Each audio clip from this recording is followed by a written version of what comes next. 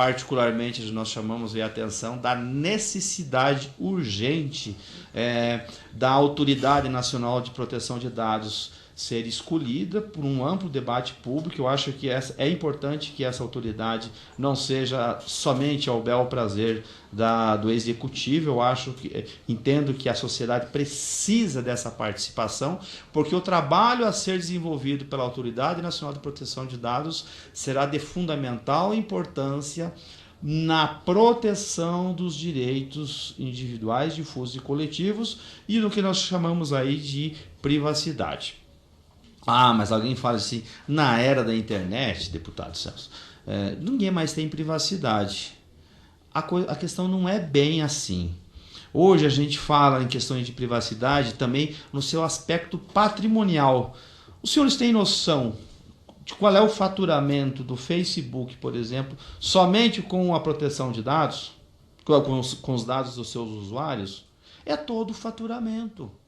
É uma empresa que não tem ativos físicos, mas fatura bilhões e usa os dados da forma como eles bem entendem. Aquilo é uma espécie de um segredo comercial que causa reflexamente danos até irreparáveis à própria existência da democracia. O caso emblemático do Cambridge Analytica é a revelação total de que nós precisamos ter uma atuação firme e forte em cima desses dados, dessas empresas que atuam no mercado online, dessa questão aí dos chamadas redes sociais. É preciso sim uma fiscalização rigorosa. Só para rememorar, a Cambridge Analytica, ela pegou os dados dos usuários lá nos Estados Unidos, fez um cruzamento, criou perfis ideológicos e foi fator, sem sombra de dúvida, decisivo na eleição do atual presidente dos Estados Unidos. Só que isso foi a partir de um experimento anterior que eles tiveram na Inglaterra, quando a questão do Brexit, como alguns preferem falar, em que eles começaram a fazer o ensaio, a desenvolver a tecnologia para tanto. A investigação do nosso Ministério Público apontou que essas mesmas questões foram, de alguma forma, utilizadas aqui no Brasil. O grau, isso ainda precisa ser melhor esclarecido. Mas os senhores têm alguma dúvida de que, de alguma forma, não houve influência a partir de redes sociais na eleição presidencial do último presidente, aí que está? Não estou fazendo nenhuma crítica e nem me posicionando ideologicamente, preciso ficar claro a isso.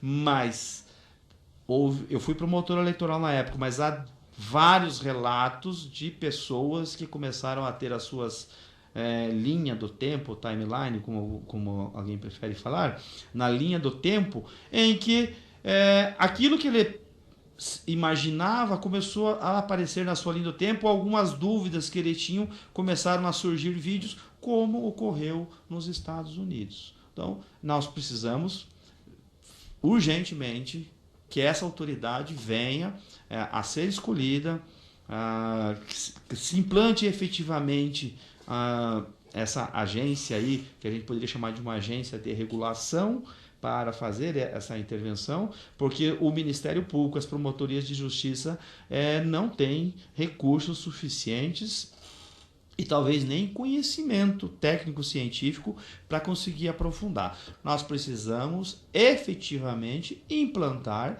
a Autoridade Nacional de Proteção de Dados e, se possível, como se fosse uma agência reguladora, nos moldes que nós temos outros, mas prevendo aí os riscos da captura, né? Porque se tiver a captura dessa Autoridade Nacional de Proteção de Dados e ela ficar efetivamente refém de um segmento econômico ou de um grupo e descurar a proteção do consumidor, nós estaremos totalmente expostos e nada assegurará ao consumidor. Até porque a própria lei aí da Geral de Proteção de Dados está querendo criar uma certa exclusividade de sancionamento para a Autoridade Nacional de Proteção de Dados. Isso certamente será enfrentado nos tribunais, porque não vai esvaziar e não pode esvaziar as atribuições constitucionais do Ministério Público, né? Isso é um debate que vocês vão fazer.